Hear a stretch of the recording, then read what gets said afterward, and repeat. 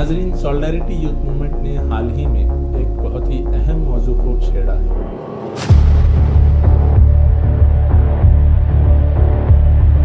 ये देखने में आया है कि बहुत सारे नौजवान और बूढ़े लोग खास करके ज़्यादातर साइबर फ्रॉड का शिकार हो रहे थे।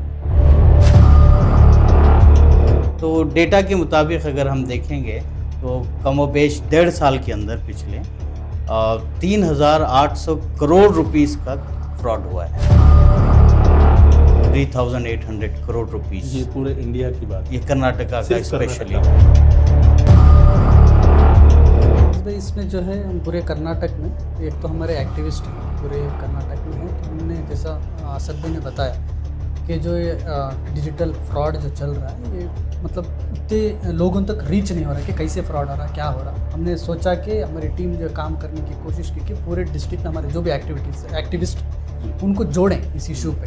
तो इसलिए 20 से कम जो है पूरे एक 20 डिस्ट्रिक्ट से ज़ायद जो है हमारे एक्टिविस्ट जो है, हमारी टीम जो है यूनिट लेवल पे साइबर डिपार्टमेंट गई है, वहाँ से बातचीत करे और पोस्टर रिलीज़ करवाया। डिजिटल फ्रीडम हमने तकरीबन 1.5 महीना ये कैंपेन स्टेट भर कर्नाटका में हमने चलाया है। नाजरीन, अस्सलाम वालेकुम। अलबलाग के पॉडकास्ट मुलाकात प्रोग्राम में आप तमाम का खैर मक़दम है। आज हम बहुत ही अहम मौजू के साथ आपके सामने हाजिर हुए हैं। हमारे दरमियान नौजवानों की एक बड़ी तंजीम जो रियासत कर्नाटका में बड़े पैमाने पर अपने काम अंजाम दे रही है, सॉलिडारिटी यूथ मूवमेंट, उसके नौजवान कायदीन हमारे दरमियान मौजूद है। सबसे पहले मैं brother Mohammed Ismail, general secretary solidarity youth movement Karnataka का इस प्रोग्राम में इस्तकबाल करता हूँ।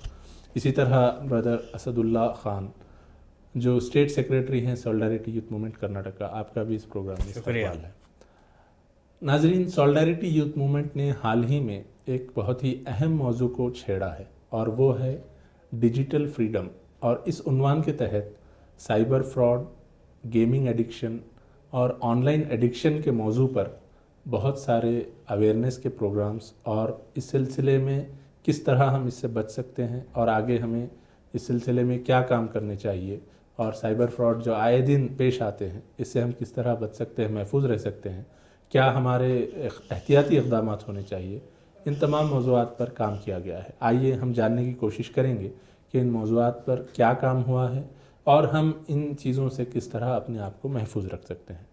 तो सबसे पहले हम ये जानना चाहेंगे कि इस मौजू के तहत कैंपेन लेने का मकसद क्या था, क्या रीज़न था कि इस मौजू को उठाया गया और इसके सिलसिले में एक कैंपेन की शक्ल में पूरी मुहिम चलाने की जो है कोशिश की गई। जी, बहुत शुक्रिया अम्मा साहब। देखिए, डिजिटल फ्रीडम हमने तकरीबन 1.5 महीना ये कैंपेन स्टेट भर कर्नाटका में हमने चलाया है। तो हमारे ये देखने में आया है कि बहुत सारे नौजवान और बूढ़े लोग खास करके ज़्यादातर साइबर फ्रॉड का शिकार हो रहे थे। साइबर फ्रॉड का मतलब ये है कि वो टेक्नोलॉजी के ज़रिए उनके साथ फ्रॉड किया जा रहा था। मोबाइल के ज़रिए, इंटरनेट के ज़रिए इन लोगों के साथ फ्रॉड किया जा रहा था, उनसे पैसे निकलवाए जा रहे थे। तो डेटा के मुताबिक अगर हम देखेंगे तो कमोबेश 1.5 साल के अंदर पिछले 3,800 करोड़ रुपीस का फ्रॉड हुआ है। अच्छा, 3,800 करोड़ रुपीस। ये पूरे इंडिया की बात है, ये कर्नाटका का स्पेशली अच्छा फ्रॉड हुआ है।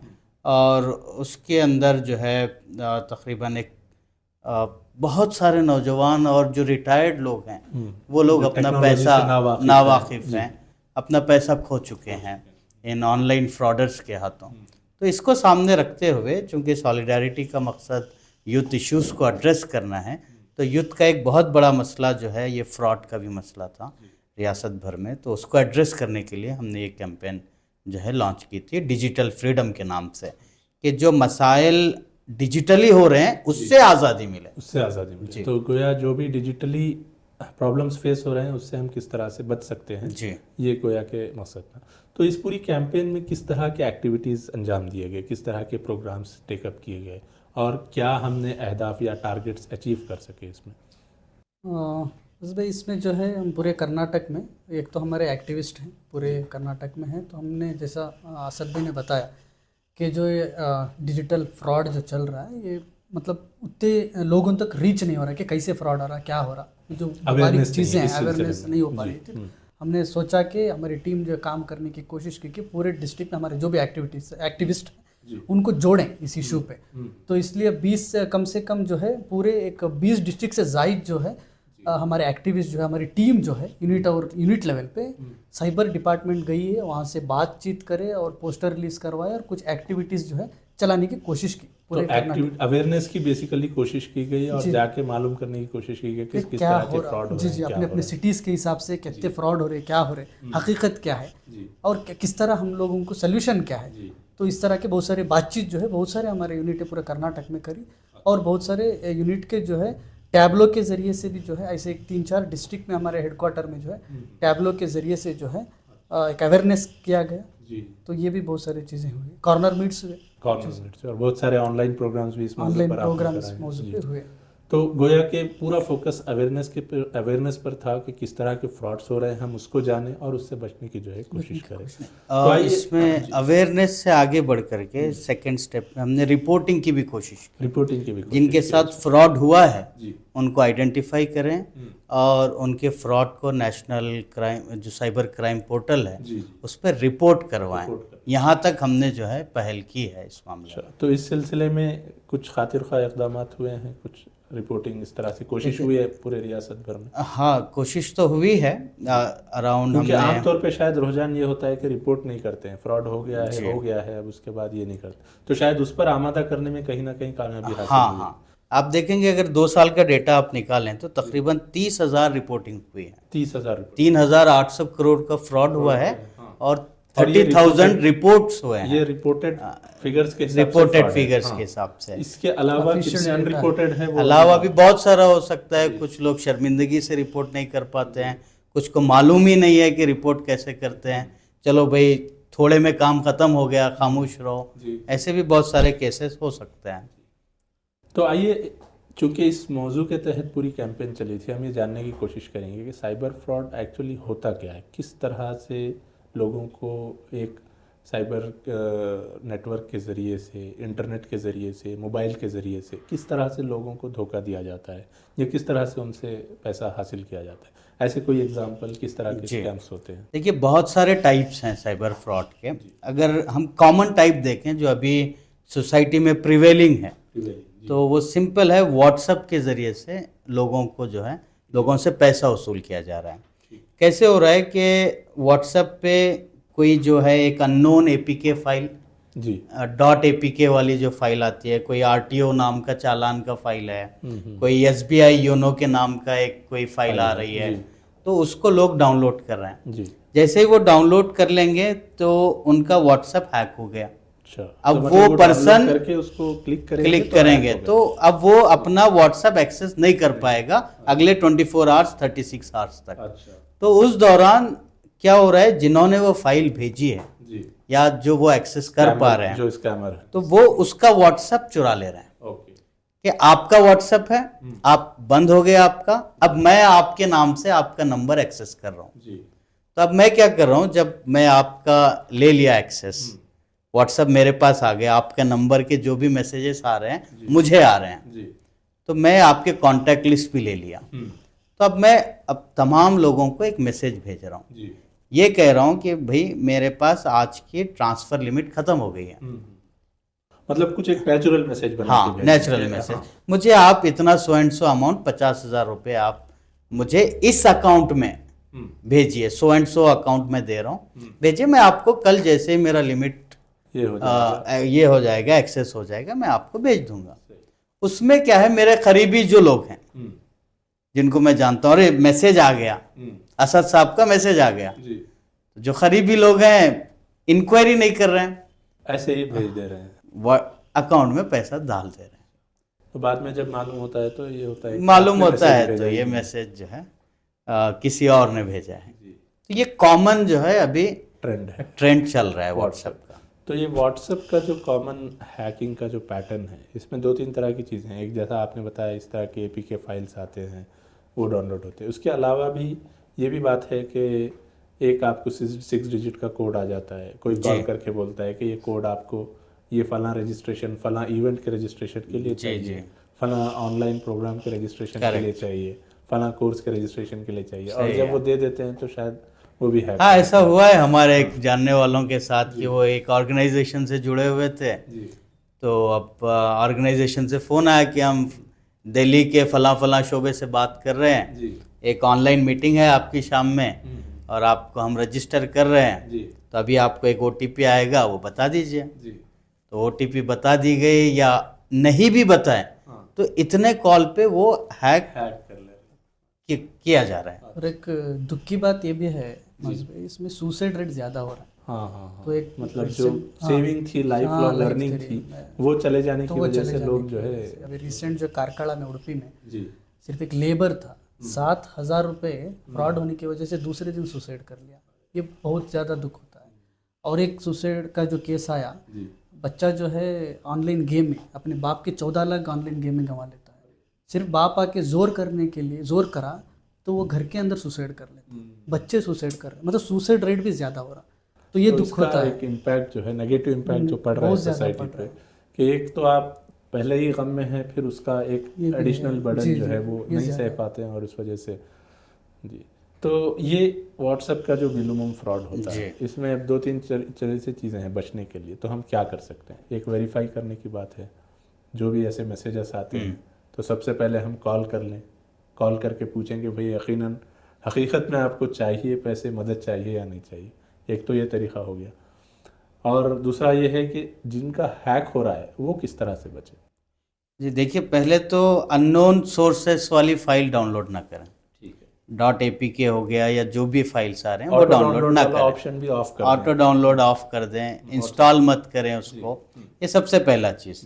फिर दूसरी चीज़, अगर हो भी जाता है तो उसको फौरन जो है रिपोर्ट करें, स्क्रीनशॉट ले लें अपने व्हाट्सएप हैक का, जो भी वो बोल रहा है, मैसेज आ रहा है कि आप 24 आवर्स तक एक्सेस नहीं कर सकते हैं, उसका स्क्रीनशॉट ले लें और उसको व्हाट्सएप के FAQs में लिंक दी गई है हैकिंग वगैरह की, तो उस पर आप रिपोर्ट कर सकते हैं तुरंत। उस पर आप वो ईमेल आईडी डालेंगे जो व्हाट्सएप से लिंक्ड है, उस पर OTP वगैरह आएगा, वो उसको वेरीफाई कर लेगा। पहला तो ये ऑप्शन है। दूसरा ऑप्शन, आप साइबर क्राइम के पोर्टल पे रिपोर्ट कर सकते हैं जा करके, या 1930 पे आप कॉल करके बता सकते हैं कि मेरा व्हाट्सएप हैक हो गया है और इस तरीके के रिक्वेस्ट जा रहे हैं मेरे फ्रेंड्स को, पैसे मांग रहे हैं, और पैसे मांगने के लिए जो अकाउंट नंबर वो दे रहे हैं वो भी अकाउंट नंबर आप रिपोर्ट कर सकते हैं साइबर क्राइम को, ताकि वो फ्रीज हो जाए। क्योंकि हैकर जो है एक अकाउंट नंबर नहीं दे रहा है, एक दोस्त को एक अकाउंट नंबर दे रहा है, दूसरे 4-5 लोगों को दूसरा अकाउंट नंबर दे रहा है, फिर 10-15 लोगों को दूसरा अकाउंट नंबर दे रहा है। तो ऐसे जितने भी फ्रेंड्स के जरिए कॉल पे बात आएगी तो उसको आप तुरंत जो है पोर्टल पे रिपोर्ट कर सकते हैं या 1930 पे डाल सकते हैं। इसके अलावा अपने कोई दोस्त को बोल करके आप उसके स्टेटस पे ये बात तुरंत डाल दें कि जो असद साहब का व्हाट्सएप हैक हो गया है, कोई भी ट्रांजैक्शन ना करें, कोई भी अमाउंट न डालें। कोई ऐसी रिक्वेस्ट आती है तो जेन्युइन नहीं है, जेन्युइन नहीं करें जी। तो ये मिनिमम स्टेप्स जो है लिए जा सकते हैं। अच्छा, इसके अलावा व्हाट्सएप की जानिब से भी 2 स्टेप वेरिफिकेशन का एक प्रोसेस है, वो भी शायद ऑन करेंगे तो उसमें भी जो है बहुत सारे बेनिफिट्स होंगे। और व्हाट्सएप फ़ोन लॉकिंग के अलावा व्हाट्सएप को लॉक करने का भी एक पास की का ऑप्शन है, वो भी अगर करेंगे तो वो भी शायद कुछ 2 स्टेप दिया है अभी व्हाट्सएप ने फैसिलिटी, उस पर आप पिन भी जो है डाल सकते हैं एक अलग से। उसका तरीका भी व्हाट्सएप बता रहा है कि किस तरीके से 2 स्टेप वेरिफिकेशन किया जा सकता है, सिक्योर किया जा सकता है। तो ये एक तरह का फ्रॉड हो गया। इसी तरह और दूसरे तरीके किस तरह के फ्रॉड हो रहे हैं? और भी है बहुत सारे फ्रॉड्स। एक तो इंस्टेंट लोन वाला है, लोन ऐप जो है उसमें भी बहुत ज़्यादा ये हो रहा है। लोग जो है बहुत जल्दी से खर्च चाहते हैं, लोन चाहते हैं, तो ये लोग जो है अपने आधार कार्ड पूरे डॉक्यूमेंट जो है मंगा लेते हैं, मंगा के लोन दे देते हैं। अच्छा, लोन दे रहे हैं, लेकिन लोग लोन जो फिटने के बावजूद भी वो इतना ये कर रहे हैं कि उनका जो भी डॉक्यूमेंट्स है उसको रख के फिर ब्लैकमेल करके फिर आपका पैसा डिमांड कर रहे हैं। इससे इंस्टेंट लोन से भी बहुत सारे सुसाइड हुए हैं, फैमिली डिस्टर्ब है बहुत सारा, लोग फिर भी वो लोन लेते हैं। मतलब वो जेन्युइन लेंडर्स नहीं है जो लोन देने वाले हैं, बस जी जी उनको जी, ट्रैप करने के ट्रैप लिए लोन करने के दिए, लिए लेते हैं। और लेकिन बाद में जब लोन रिकवरी हो गई रिकवरी उसके बाद भी ये जो भी है बहुत उनको- सारे स्टोरीज हुए हैं, जी। वाक़यात हुए हैं कि रिकवरी होने के बावजूद भी जो है उन पर अच्छा, जो उनको ब्लैकमेल harass करके हाँ, ब्लैकमेल उनका करके उनसे और जी जी पैसे जी, पूरे उनके कोशिश- कॉन्टैक्ट्स को जो है हम्म, इनके फेक कुछ फोटोज कुछ बना के कुछ ऐसा ब्लैकमेल किया गया। अच्छा हाँ, फोटोज़ असल में ब्लैकमेल का वही मसला है। जी ये तकरीबन लोन ऐप्स जो हैं, जी एक तो पैसा वसूल कर रहे हैं, सही फिर पैसा नहीं देने पे पहले चेतावनी के तौर पे एक दो फोटोज़ जो है उस पर्सन को भेज रहे हैं अच्छा कि हम आपके फोटोज़ ऐसे बनाए हैं। AI AI जनरेटेड फ़ोटोज़ हैं, फेक फ़ोटोज़ photo हैं, हैं। पोर्नोग्राफी वाला कंटेंट है। अब एक असल में जब ये लोन के ऐप इंस्टॉल होते रहते हैं तो मीडिया का एक्सेस उसको दे दिया जाता है। हाँ मोबाइल अपने में phone जो का जो मोबाइल, मीडिया है हाँ पूरा एक्सेस उन ऐप्स को होता है, तो वो पूरे आपके फ़ोन का कंटेंट अपने पास रख लेते हैं। फ़ोटोज़ हैं, वीडियोज़ हैं, भाई बहनों के फ़ोटोज़ हैं, माँ बाप के फ़ोटोज़ हैं, रिश्तेदारों के फ़ोटोज़ हैं। तो इन वैसे फ़ोटोज़ लेकर के इसको ब्लैकमेल कर रहे हैं कि इसकी फ़ोटो इसकी बहन के साथ बता रहे हैं। तो तो इस बहुत तरह से- उससे डिप्रेशन में जा रहा है जी। यूथ, और सुसाइड का कारण वो भी बहुत एक ज़्यादा है। जी। तो इस तरह के भी स्कैम्स देखने में आते हैं कि लोगों को एक झांसा दे करके आपको ऑनलाइन आप ख़रीदेंगे तो आपको बहुत कम डिस्काउंटेड रेट में चीज़ें मिलेगी ऑनलाइन शॉपिंग के नाम से तो ये होता इस है। तरह का भी स्कैम चल रहा है कि जो चीज़ आपको मार्केट में अगर आप वो सब चीज़ें मिला करके 2-3 हज़ार में ख़रीदेंगे वो आपको ऑनलाइन ऐप में बताएगा कि आप 1,000 में 1,500 में खरीद जी, सकते जी। हैं। ये और 500 में बता रहा है। कैश ऑन डिलीवरी का ऑप्शन नहीं जी, होता है, नहीं होता आपको है। पेमेंट करना होता है और सही जब आप है। पेमेंट कर देते हैं तो आपकी डिलीवरी होती ही नहीं होती ही नहीं है। तो और आपका पूरा अमाउंट जो है चला जाता है। तो इस तरह के भी केसेस जो है हो रहे हैं। रिपोर्ट होते हैं जी। इसके अलावा जिस तरह- आइडेंटिटी थेफ्ट वाला भी केस है जी। कि बीच में अगर आप फेसबुक वगैरह देख रहे होंगे तो जी। आपके दोस्त से कोई मैसेज Request पोस्ट आया आई हुई थी, जी मतलब कि रिक्वेस्ट आती है, मैसेज आता है कि मुझे सो एंड सो चीज़ की ज़रूरत है, मुझे एक 500 रुपये, 1000 रुपये, 1500 रुपये आप मुझे भेज दीजिए। तो इस तरीके से भी इम्पर्सोनेट करते हैं लोग कि आपके दोस्त बन जाते हैं वो।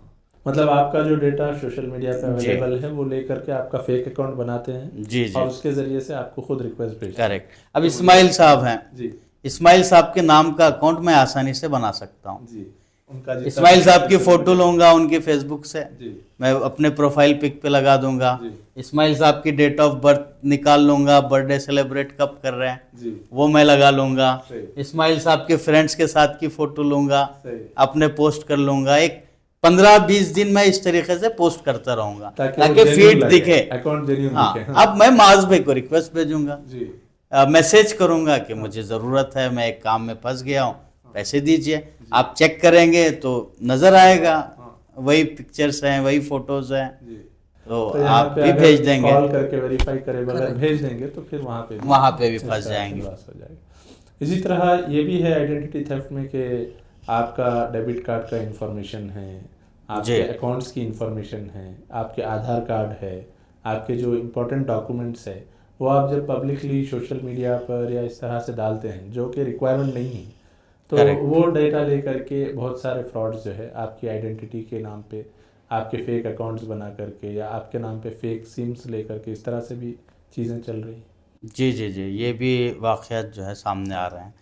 इसी तरह आप अपनी डिग्री भी जो है पेश कर रहे हैं, पूरा क्या कोर्सेज किए हैं, जी। आपके क्या बैचलर्स है, मास्टर्स है, तो मतलब A to Z वो आपका तक पूरा पब्लिक information डोमेन में आ गया है। अगर आप ऑनलाइन आपका अकाउंट नंबर मिल जाता है, आपका डेबिट कार्ड डिटेल मिल जाता है, आपका पासवर्ड मालूम हो जाता है और आपका मोबाइल हैक हो जाता है तो आपका ऑनलाइन पूरा अकाउंट को जो है इसका हमारा आसानी से कर ले सकते हैं। तो बहुत हैक बड़े करके नंबर पूरा पे- अमाउंट जो है ट्रांसफर जी। कर सकता है। जी जैसा वो 10 साल का जो रिपोर्ट था इंडिया में लोगों का बैंकिंग फ्रॉड से भी जो है 5 लाख करोड़ गया है उसमें 10 साल 5 लाख करोड़ जो बैंक रिपोर्ट दे रहे हैं बड़े बड़े जो, तो इस तरह के फ्रॉड जो है लोगों का पैसा जा रहा।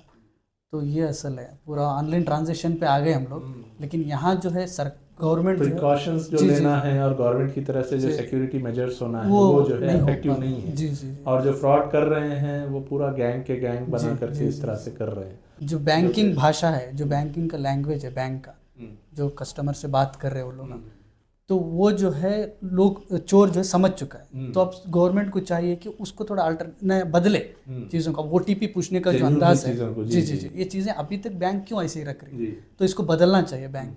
तो ये लोग कन्फ्यूजन है। आप रूरल में जाएंगे तो बहुत कन्फ्यूजन है, OTP पूछ देते हो, डरा देते हैं तो वो दे दे रहे हैं। तो एक सिस्टम चेंज करना, बड़े लेवल पे अनाउंसमेंट होना, सिर्फ अर्बन पे है, वो रूरल पे नहीं पहुंच रही चीज़ें। तो ये इस तरह के बैंक के फ्रॉड्स बहुत सारे चल रहे हैं जिसमें बहुत सारे लॉसेस लोगों के हुए हैं। इसी तरह ऑनलाइन यूथ्स जो है, ख़ास तौर से जो आम नौजवान हैं, बरदरान वतन की बड़ी तादाद है जिसमें कि डेटिंग ऐप्स होते हैं, उसमें जो है वो लोग अपने आप को एनरोल कराते हैं। यहाँ मैट्रिमोनियल ऐप्स है, शादी ब्याह के रिश्ते की तलाश में, तो उसमें भी इस तरह के स्कैम्स की बात आ रही है, उसके बारे में आप कुछ?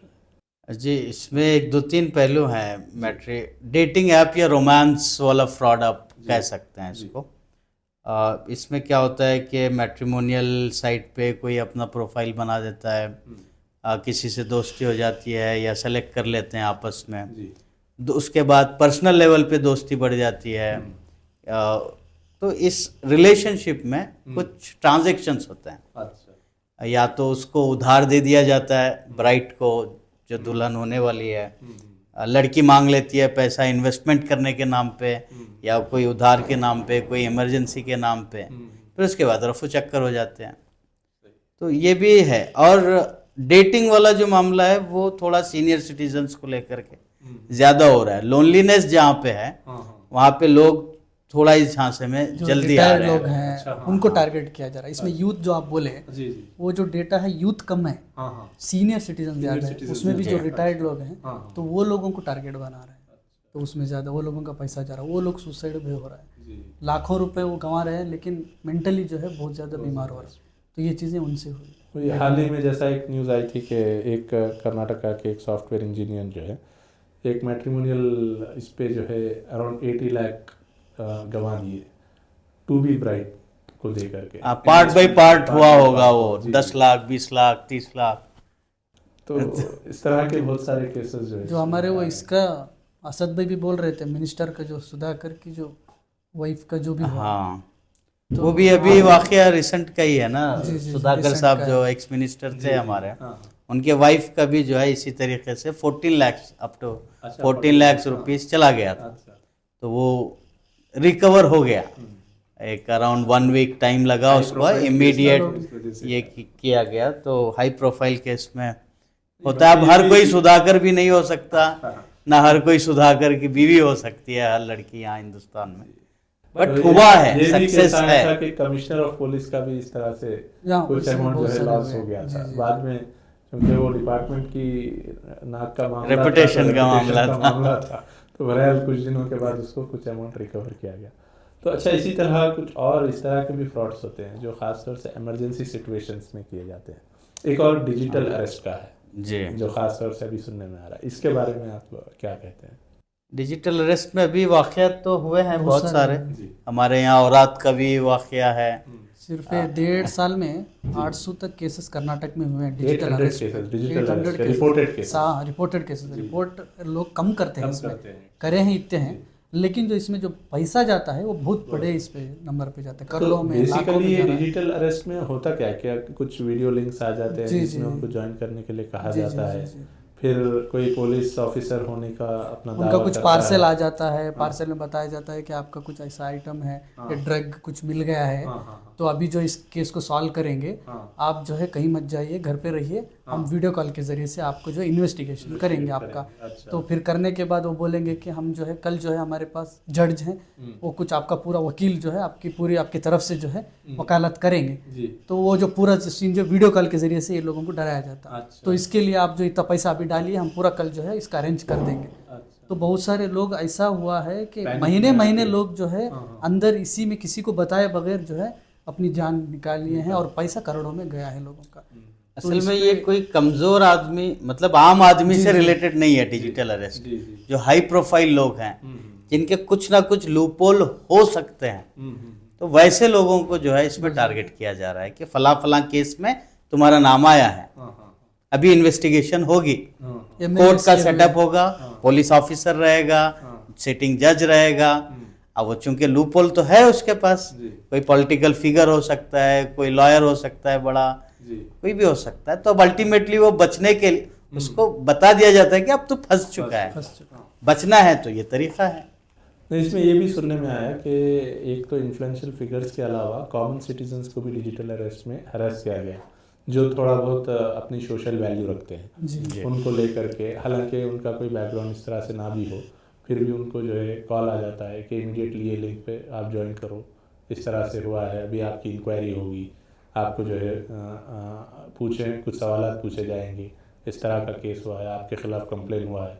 फिर उसके बाद जब वो कन्विंस नहीं होते हैं तो एक हायर अथॉरिटी के नाम पे जी एक हायर ऑफिशियल सामने आ जाता है और उसके साथ जो है बताया जाता नहीं, है इवन ईमेल्स पे एफआईआर कॉपीज तक आ जाती हैं पूरे ओरिजिनल, एकदम देखेंगे तो कोर्ट केस भी दिखेगा, एफआईआर कॉपी भी दिखेगी।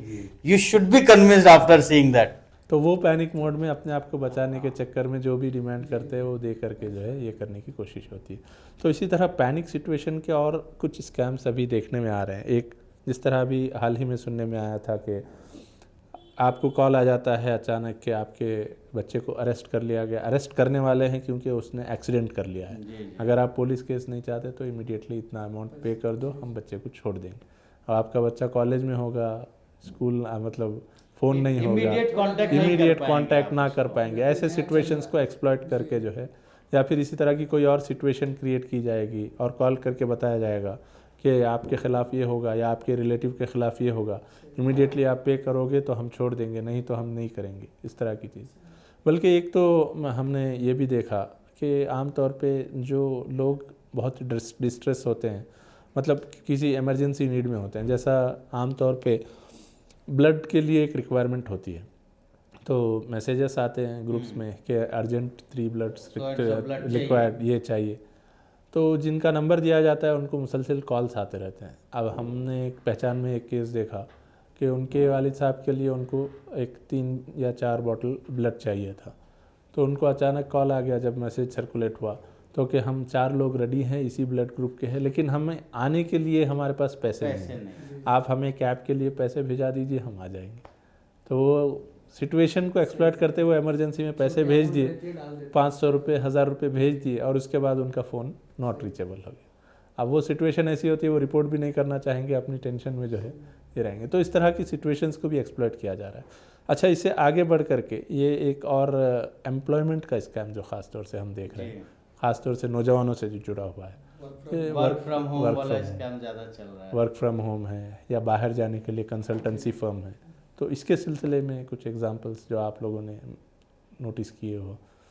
क्योंकि मैं एक देख रहा था एग्जांपल, एक हाल ही में हमारे एक पहचान के किसी के, वो चाह रहे थे कि वर्क फ्रॉम होम के ज़रिए से कुछ कमाई हो जाए, कुछ ऑनलाइन सर्च किए, कुछ डेटा एंट्री के जॉब्स की जो है ऑफ़र आ गए, कुछ जगह अपना नंबर वगैरह दिया, ईमेल आईडी वगैरह दिया कि जॉब्स की ज़रूरत है, तो वो वहाँ से मेल्स आना शुरू हो गए, व्हाट्सएप मैसेजेस आना शुरू हो गए कि डेटा एंट्री की जॉब है, 500 फॉर्म आपको फिल करना है डेली, 1 वीक तक आप करोगे तो उसका टोटल आपको पर फॉर्म इतने 100 रुपीज़ के हिसाब से एक 15,000 16,000 अमाउंट आपको एक हफ्ता 10 दिन में मिल जाएगा।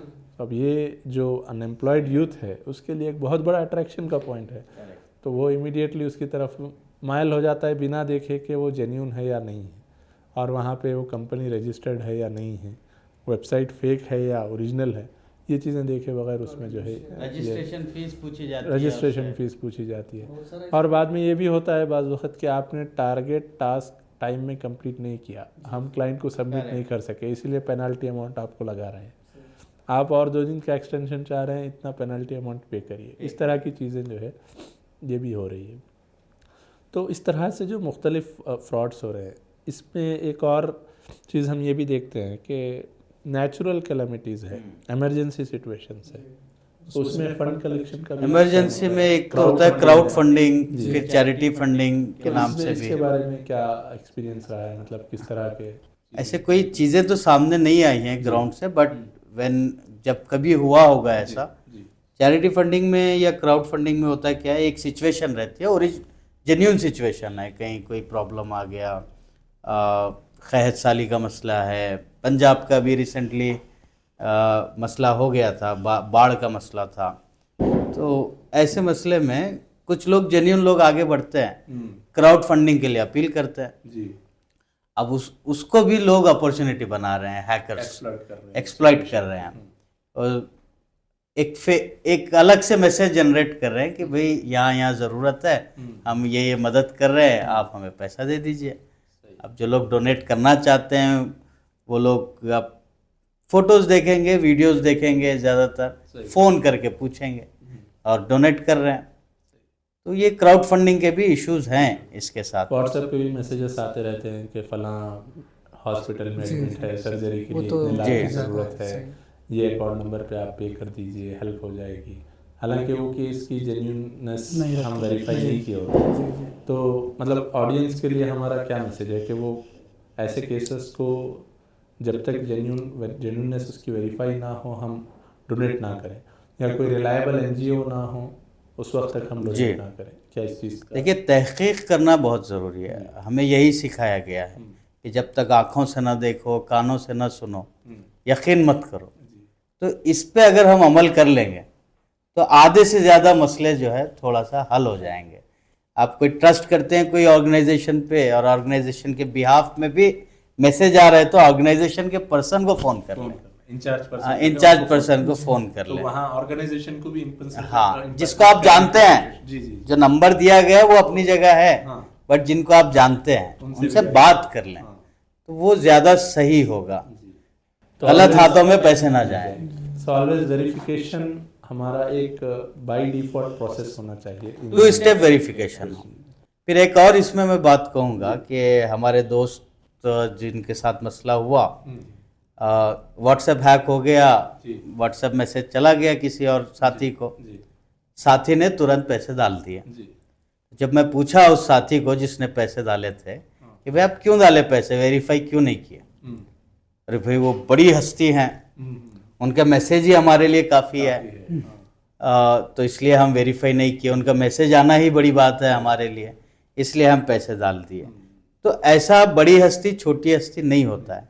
और जो ये जितने भी बड़े हस्तियां हैं उनके लिए भी मेरा मैसेज ये है कि आप उतने बड़े हस्ती मत बनिए, आप अपना वो जो मुकाम मेंटेन किए हैं एटलीस्ट इतना मेंटेन कीजिए कि लोग आपको कॉल करके वेरीफाई कर सके, ये रुतबा आप मेंटेन कीजिए, इससे आगे मत बढ़िए, इससे आगे बढ़ेंगे तो नुकसान हो रहा है।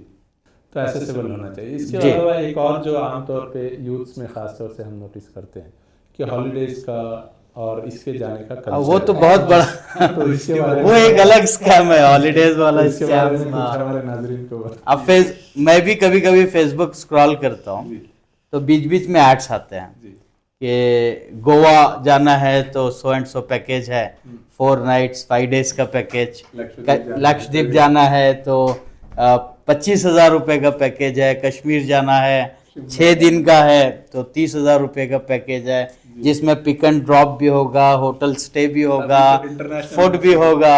अभी तो इंटरनेशनल मालदीव्स, दुबई के भी मैसेज वो भी आ रहे हैं। तो इसमें आदमी बोलेगा कि भाई ये क्या है, बहुत अच्छी बात है, 25,000 में सब हो रहा है, तो वो उनको कांटेक्ट करेगा, रजिस्ट्रेशन करेगा, इनिशियल पेमेंट कर रहा है, हॉलीडेज के चक्कर में इनिशियल पेमेंट हो रहा है, उसके बाद कोई उससे राब्ता नहीं है, रिस्पांस नहीं है। तो इस तरह से वो गोया अपना अमाउंट भी ज़ाया कर रहा है और अपने हॉलीडेज को भी स्पॉइल कर रहा है, स्पॉइल कर रहा है। तो गोया जेन्युइन जो ऐसे वेरीफाइड अपने ट्रैवल्स होते हैं, ट्रैवल एजेंट होते हैं, उनके ज़रिए से हम ट्रैवल करें, जेन्युइन जो होटल बुकिंग के वेबसाइट्स होते हैं उनके ज़रिए से करेंगे तो इन फ्रॉड से बच सकते हैं। इसमें तो और एक बहुत ज़्यादा ट्रेंड भी है, इन्वेस्टमेंट ऐप जो है लोगों को बहुत ज़्यादा, वो एक तो पहले अर्बन पे ज़्यादा था, अभी रूरल पे जो है बहुत इजीली इन्वेस्ट कर सकते, डबल हो जाएगा।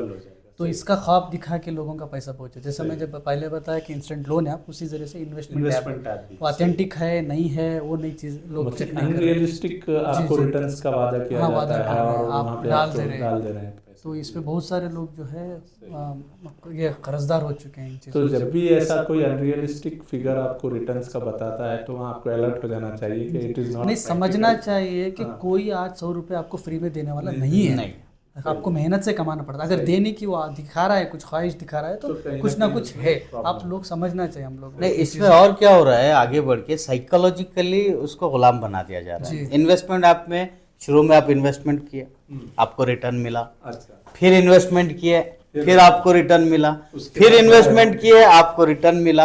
तब ये देखते हुए आदमी क्या करेगा, अपने दोस्त को फोन कर रहा है, भाई 5,000 दे 4 दिन के लिए, तब गए पैसे। भाई को फोन कर रहा है 50,000 ले रहा है, रिटर्न दे रहा है इनिशियल, उसके बाद फांस ले रहा है, बड़ा अमाउंट जैसे ही आ गया खत्म, अटक गया। जी, तो गोया इस तरह के बहुत सारे फ्रॉड्स देखने में आ रहे हैं। तो ये पूरा अवेयरनेस का हमारा जो ड्राइव चला है, इसमें यही कोशिश रही कि इन अवेयरनेस, इस सिलसिले में अवेयरनेस लाई जाए और इस तरह के फ्रॉड से बचने के लिए जो है हम अपने आप को सतर्क रखें, अपने आप को होशियार रखें। और ये चीज़ पे मैं बोलना चाह रहा था, कॉर्नर मीट में हम लोग जो लोग बात करें, हमारे एक्टिविस्ट गए कॉर्नर मीट पे बात रखी, लोगों को नई बात थी।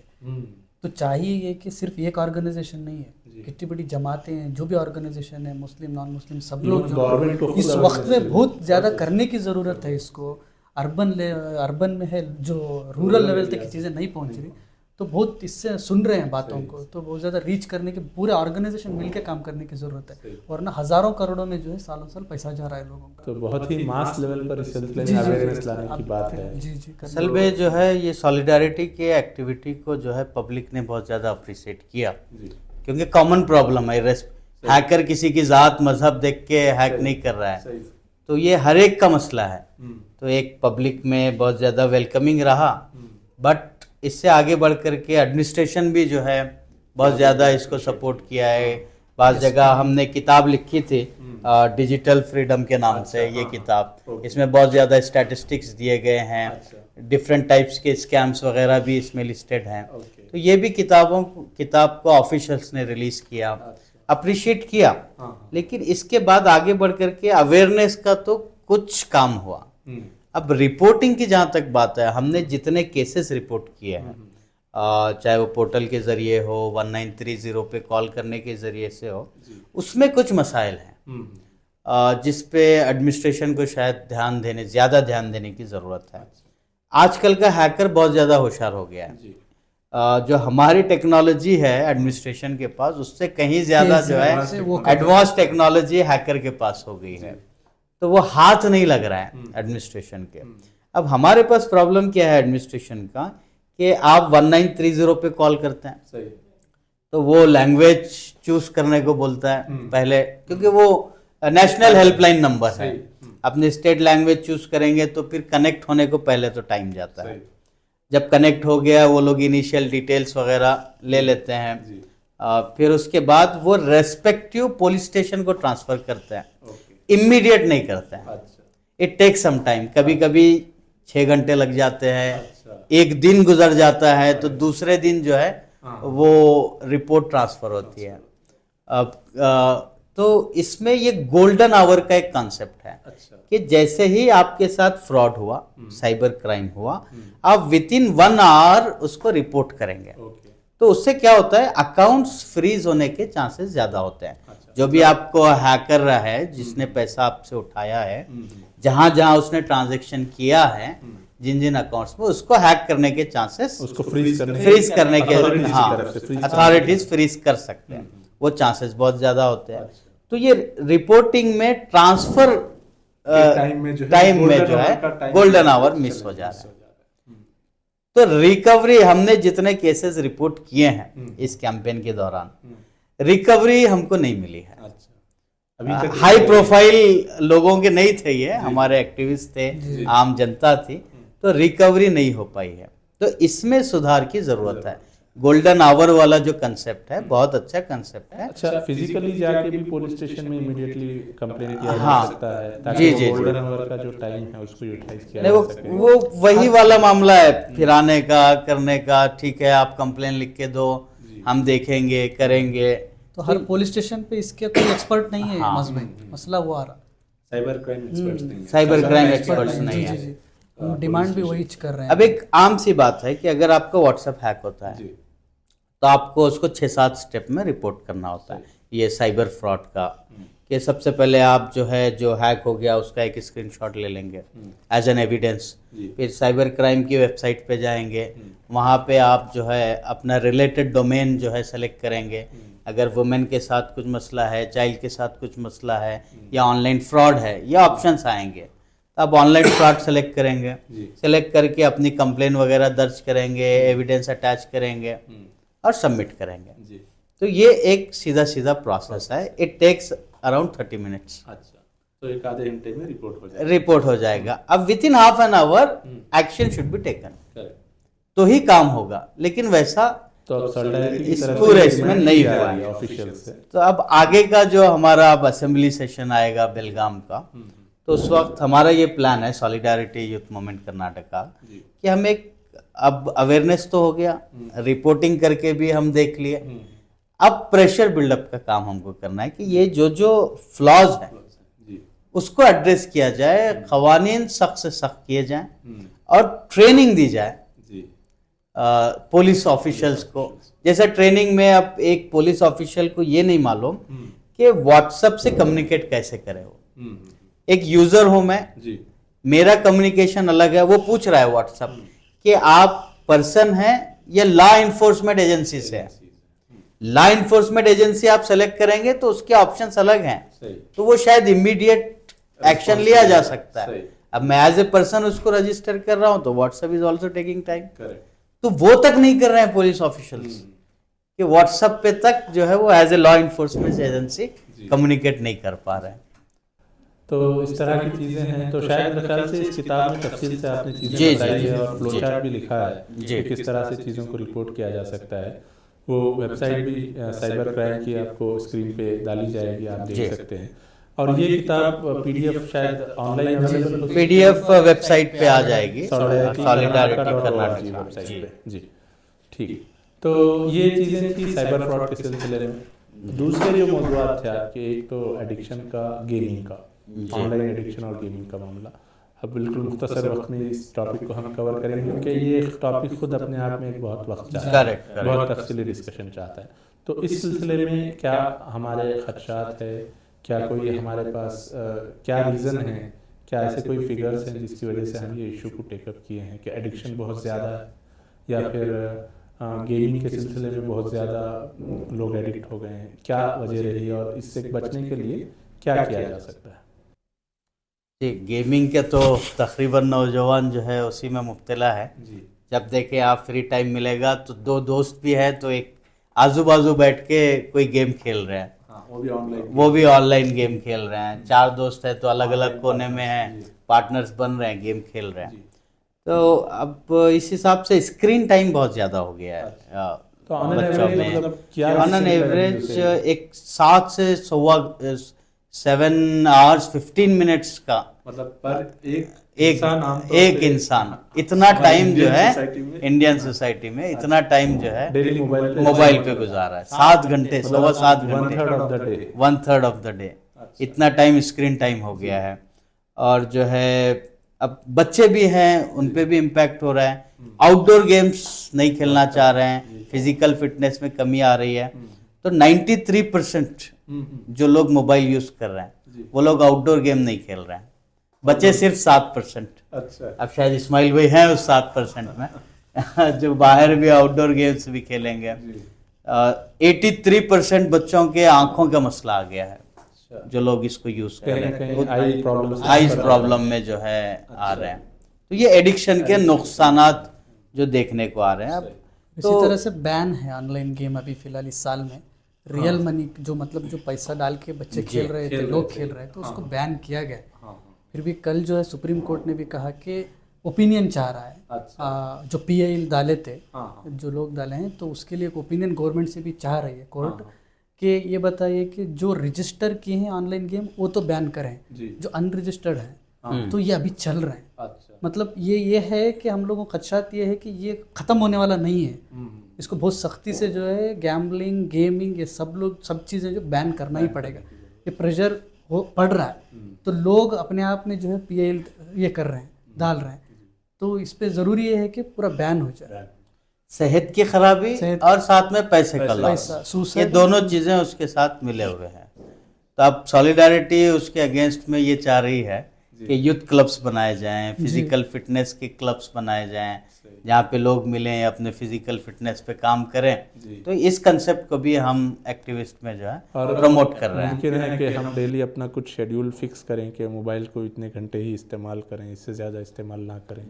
इस तरह से कुछ रूटीन बना करके भी शायद इन चीज़ों से बचने की कोशिश हो सकती है। तो इंशाल्लाह इस मौजू पर और तफसील से फिर कभी मौके से गुफ्तगू करेंगे।